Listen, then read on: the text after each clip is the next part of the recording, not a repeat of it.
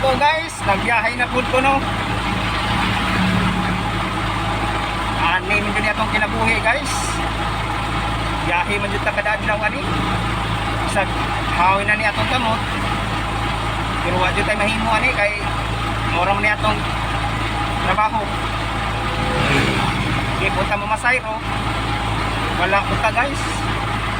Unang nahinay lang taga masayro ani guys.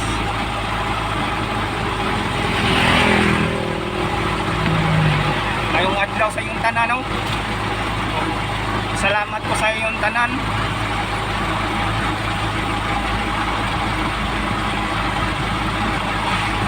Ngayong paniud to sa iyong tanan ya kay alas 12 naman. Ngayong adlaw init kay panahon guys. Sobrang init.